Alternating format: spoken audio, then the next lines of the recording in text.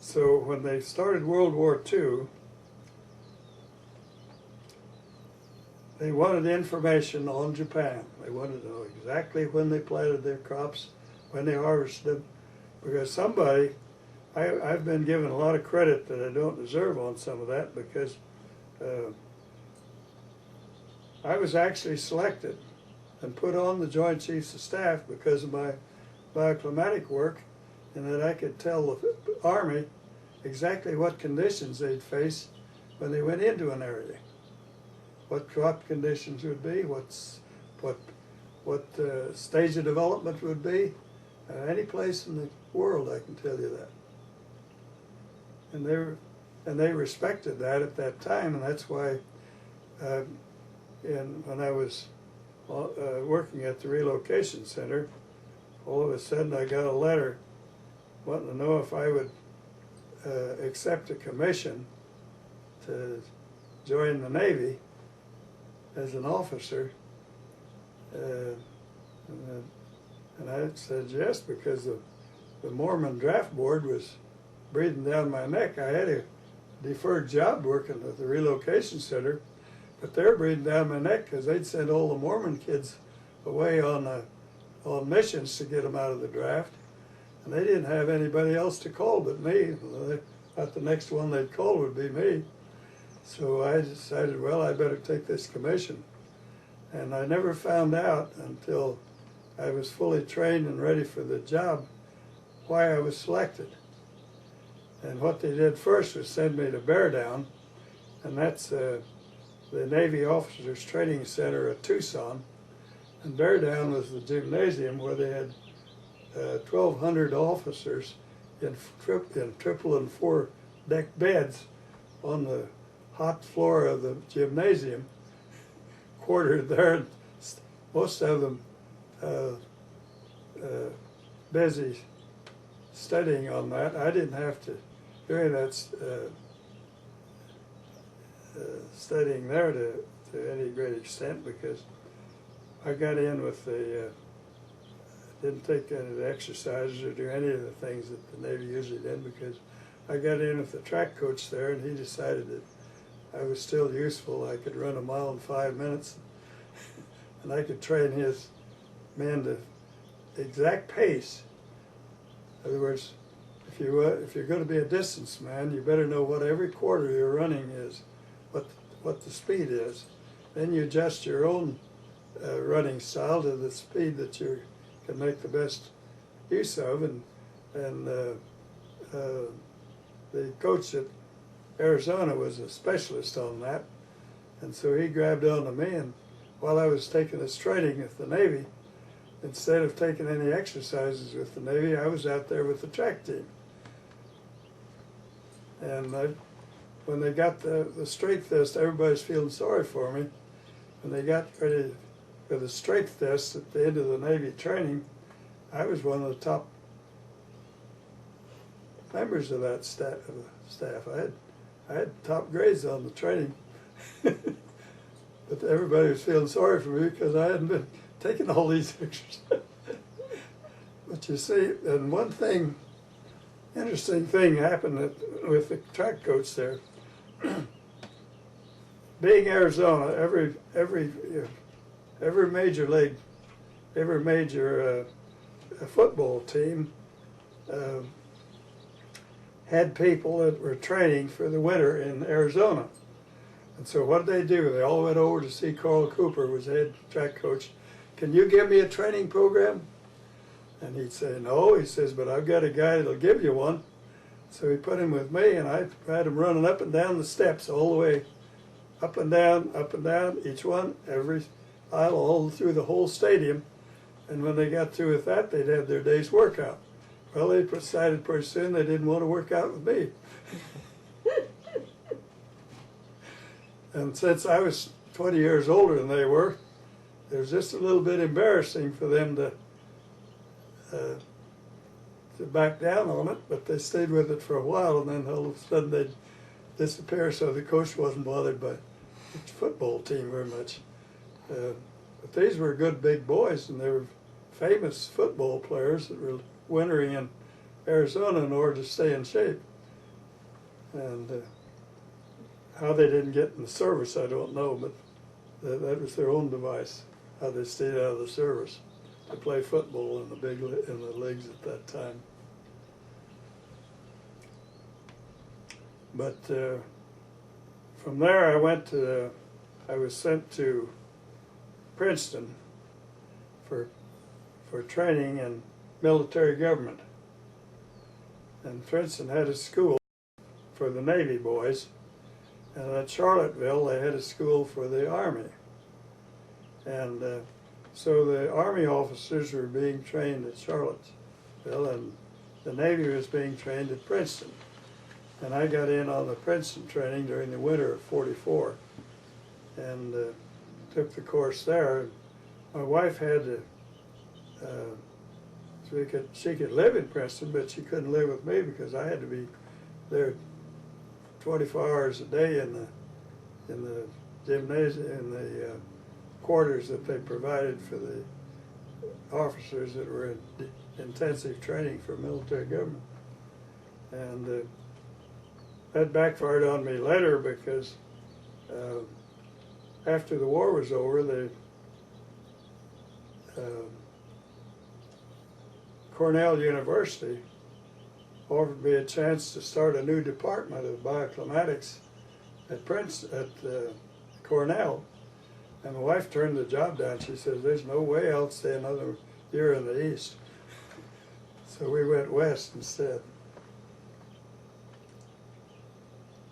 But anyway, to get back to what I did after I got through with Princeton, they sent me out to the Presidio Monterey.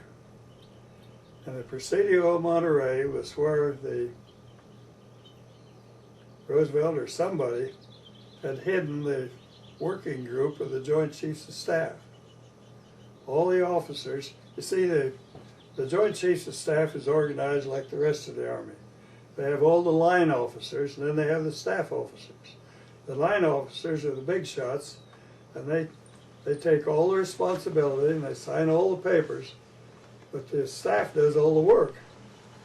They prepare all the documents for the line officers to sign. And the line officers don't have time to do that. They're busy fighting the war.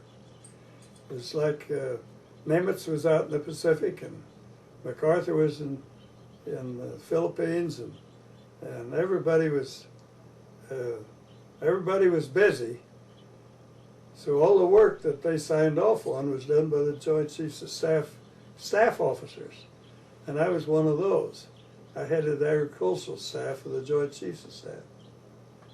That's what they hired me for in the first place, and because they wanted somebody that would rather quickly grasp the whole situation in regard to the agriculture of Japan. And then they furnished a bulletin that I've got copies of. I had to have copies made of it because I wouldn't part with mine. But that bulletin was written during the early part of the war, and it was a bulletin on the agriculture of Japan, and that's what I used to train the officers. I had 72 officers under me, Army and Navy both, that were being trained to go to Japan and become the agricultural officers in each of the prefectures of Japan, and also work with the central government in certain key positions in the central government. They're going to be in that too. So I had charge of training the 72 officers at Presidio Monterey. But the main job I had was with the Joint Chiefs of Staff. So I had two hats in Princeton, in Presidio. One, I was Chief of Agriculture for the training of the officers to be assigned to Japan.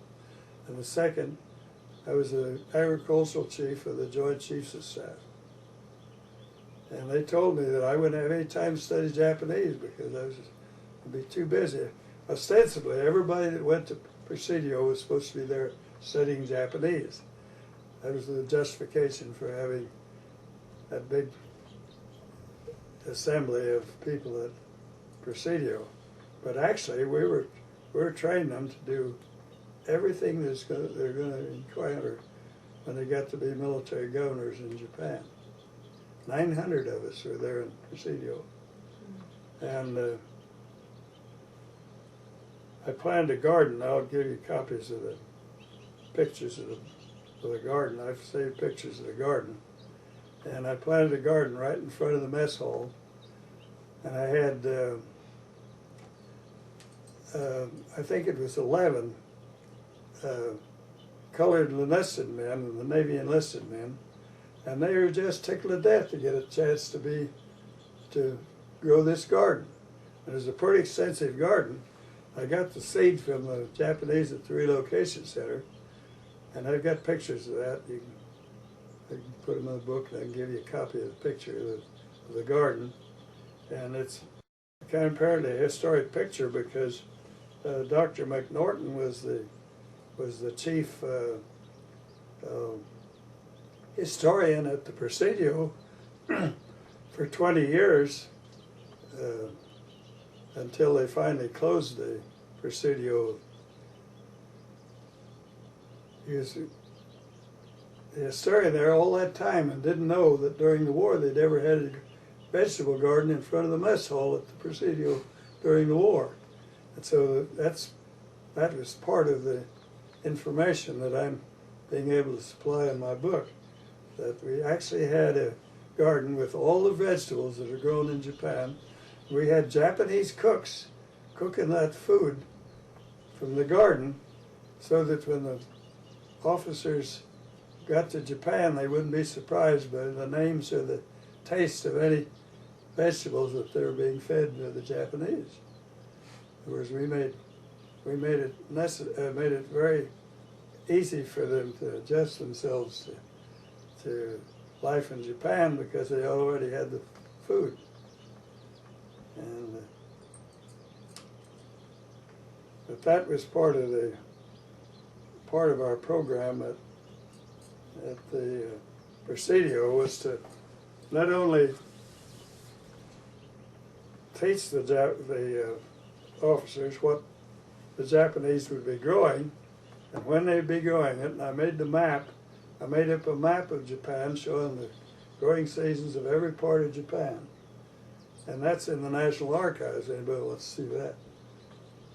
And that map shows the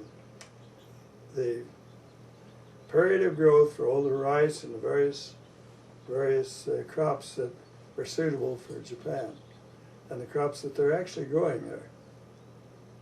And it's part of the, I guess you'd say it's part of history now, but that was what we were doing at the Presidio Monterey, was teaching these people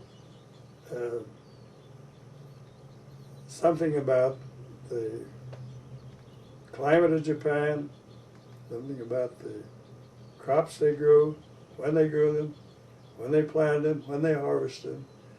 But the military people were most interested in when they're going to bog their tanks down in the rice paddies. And so I gave them a date for the invasion, 31st of October, and I selected a site would be Kyushu, and that's where the rice was grown in the summer and barley was grown in the winter.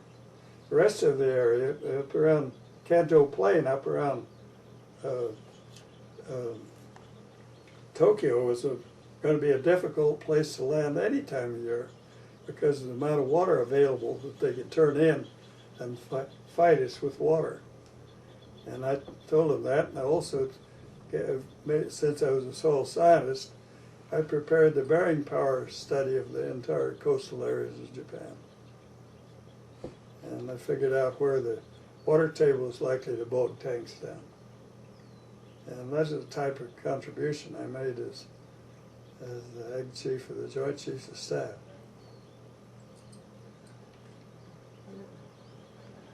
But it was an interesting period, and when